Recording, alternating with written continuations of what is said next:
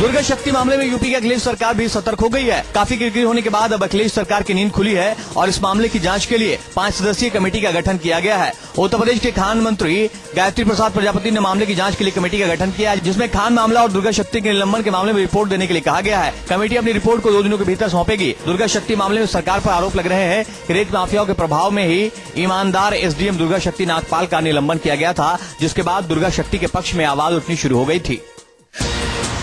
खनन माफियाओं का प्रभाव अखिलेश राज में किस कदर है, ये बात दुर्गा शक्ति नागपाल के निलंबन के बाद जग जाहिर हो गई है। अब एक माइनिंग अधिकारी के बयान से अखिलेश सरकार पर फिर से सवाल उठ रहे हैं। माइनिंग ऑफिसर आशीष कुमार का कहना है कि दुर्गा शक्ति नागपाल के निलंबन से पहले नोएडा में तैनात माइनिंग अधिकारी का ट्रांसफर 15 जुलाई को बुलंदशहर कर दिया गया था, जबकि उनको 24 जुलाई को रिलीव किया गया। माइनिंग अधिकारी आशीष कुमार ने 26 जुलाई को बुलंदशहर में ज्वाइन किया। नोएडा में अपने कार्यकाल में आशीष ने 1500 से 200 अवैध गाड़ियां जब्त की थी और माफियाओं ने उन पर हमला भी किया था। अखिलेश सरकार जिस झूठ का हवाला देकर दुर्गा शक्ति नागपाल के सस्पेंशन को सही ठहरा रही है, उस झूठ से पर्दा हट गया है। दरअसल 28 जुलाई को जिस कादलपुर गांव में सांप्रदायिक तनाव का हवाला देकर अखिलेश सरकार ने दुर्गा को सस्पेंड किया, उस दिन गांव में कोई तनाव था ही नहीं। अखिलेश सरकार में LIO यानी लोकल इंटेलिजेंस ऑफिसर का ये बयान है, जो न्यूज 24 के खुफिया कैमरे में कैद हुआ है। 28 वाली रिपोर्ट 28 को चली गई थी उसी दिन रात को। ऐसा तो कोई माहौल था नहीं, तो नॉर्मल गई। हाँ, आपको बता दें कि हर एक जिले में लोकल इंटेलिजेंस यूनिट काम करती है, जिसकी डेली रिपोर्ट सूबे के मुखिया तक जाती है और सरकार इसी आधार पर फैसले भी तय करती है।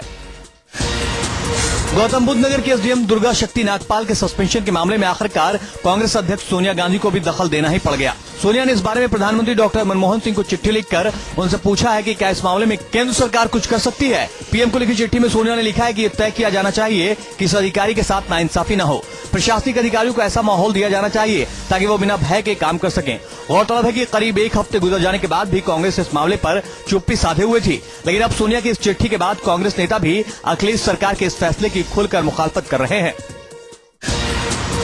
2014 लोकसभा चुनाव में नरेंद्र मोदी को पीएम पद का उम्मीदवार ऐलान करने से पहले इस पर खींचतान तेज होती जा रही है। पहले शत्रुघ्न सिन्हा और अब पार्टी के वरिष्ठ नेता जसवंत सिंह भी मोदी की मुखालफत कर रहे हैं। जसवंत ने कहा कि भारत में राष्ट्रपति प्रणाली वाला लोकतंत्र नहीं है, इसलिए इस पद के लिए किसी के नाम का ऐलान नहीं होना चाहिए। अटल बिहारी वाजपेयी सरकार में विदेश मंत्री रह चुके सिंह ने कहा कि पार्टी की ओर से चुनाव से पहले प्रधानमंत्री पद के लिए किसी के नाम का ऐलान करना नई घटना है, जबकि पीएम पद का उम्मीदवार कौन होगा, ये चुनाव के बाद कितनी सीटें मिलती हैं, इस पर तय होना चाहिए।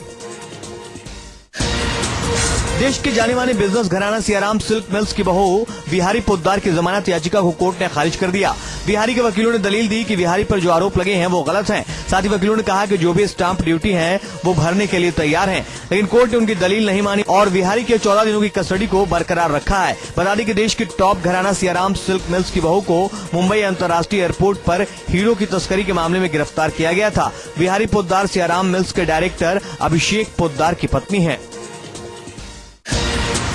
यूपी के कानपुर देहात में सत्ता का सुख पत्नी के बदले उनके पति ले रहे हैं, लिहाजा वो कानून को ताक पर रखकर लाल बत्ती लगी गाड़ी में खूब घूम रहे हैं। कानपुर देहात में एक जिला पंचायत अध्यक्ष उर्मिला यादव के पति राम सिंह खुलेआम इलाके लाल बत्ती लगी गाड़ी का इस्तेमाल कर रहे हैं। जिला पंचायत अध्यक्षा उर्मिला यादव नदारत रहती हैं और जिले का पूरा निजाम उनके पति के हाथों में होता है। राम सिंह लाल बत्ती लगी गाड़ी से इलाके के एसपी से भी मिलने गए थे और इस मामले के बारे में जब उनसे पूछा गया तो एसपी ने ये कहते हुए पल्ला झाड़ लिया कि उन्हें मामले की कोई जानकारी नहीं है और वो नहीं जानते थे कि वो लाल बत्ती वाली गाड़ी से आए थे। हालांकि एसपी ने कहा है कि मामले की जांच की जाएगी। नई दिल्ली से मुंबई जा रही राजधानी एक्सप्रेस में क्राइम ब्रांच ने छापा मारकर करोड़ों का सामान बरामद किया है। क्राइम ब्रांच को गुप्त सूचना मिली थी कि कपड़े के पार्सल में करोड़ों की चांदी तस्करी के जरिए मुंबई भेजी जा रही है, जिसके बाद क्राइम ब्रांच ने नई दिल्ली स्टेशन पर प्लेटफॉर्म 3 पर खड़ी मुंबई राजधानी एक्सप्रेस में छापा मारकर 17 पार्सल के बंडल कब्जे में लिए, जिसका वजन लगभग 8 से 10 क्विंटल बताया जा रहा है। ये सभी पार्सल के बंडल मुंबई के लिए कपड़े के पार्सल के नाम पर बुक किए गए थे। जब क्राइम ब्रांच ने बंडल खोला तो देखकर दंग रह गया। तस्कर बड़े ही शातिराना ढंग से कपड़ों के पार्सल की आड़ में अवैध रूप से चांदी की तस्करी करने की फिराक में थे। दिल्ली पुलिस की अपराध शाखा ने एक फिल्मी कहानी से मिलती जुलती लूट का पर्दाफाश किया है। हिंदी फिल्म स्पेशल 26 की तर्ज पर इन लुटेरों ने अपने गैंग के साथ फर्जी इनकम टैक्स अधिकारी बनकर चार्टर्ड अकाउंटेंट से करोड़ रुपए लूट लिए। इनकम टैक्स के फर्जी अधिकारी बनकर लूट को अंजाम देने वाले शातिर बड़े ही शातिराना ढंग से लूट को अंजाम देते थे ताकि किसी को शक न हो कि ये फर्जी अधिकारी हैं। दरअसल दिल्ली पुलिस को पता चला कि दिल्ली के गीता कॉलोनी फ्लाईओवर पर कार में सवार लोगों से कुछ बदमाशों ने फर्जी इनकम टैक्स अधिकारी बनकर 1.5 करोड़ की रकम लूटी है। जानकारी मिलते ही पुलिस तुरंत हरकत में आई और मामले का खुलासा हो गया।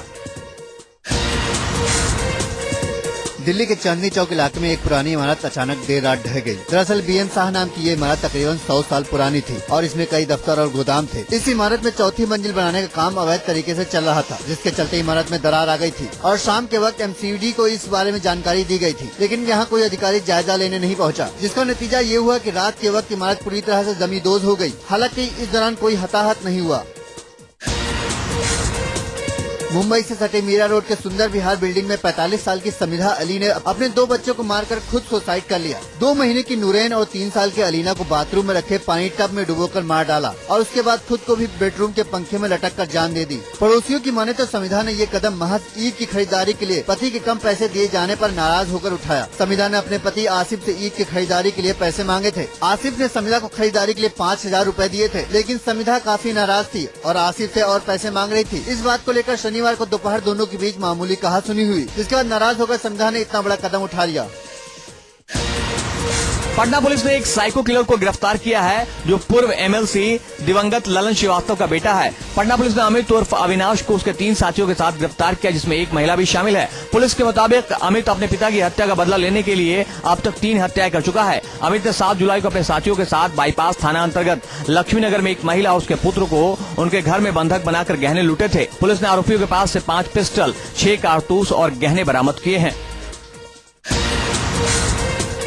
केंद्रीय गृह मंत्री सुशील कुमार शिंदे को मुंबई के ब्रिज कैंडी अस्पताल में भर्ती कराया गया। फेफड़े में शिकायत के चलते शिंदे को भर्ती कराया गया और आज उनकी सर्जरी भी हो सकती है। सूत्रों के मुताबिक उनका ऑपरेशन डॉक्टर R.K. देशपांडे और डॉक्टर A. जाफ करेंगे। 71 साल के कांग्रेस नेता ब्रिज कैंडी अस्पताल में डीलक्स विंग में भर्ती हैं। फिलहाल ज्यादा जानकारी नहीं मिल पाई है, लेकिन बताया जा रहा है कि शिंदे कम से कम 10 दिनों तक अस्पताल में भर्ती रहेंगे। एक दिन पहले ही सुशील कुमार शिंदे ने महाराष्ट्र के मुख्यमंत्री पृथ्वीराज चौहान के साथ कुछ अधिकारियों के साथ बैठक की थी। पृथ्वीराज चौहान की इफ्तार पार्टी में सुशील कुमार शिंदे ने शिरकत भी की थी।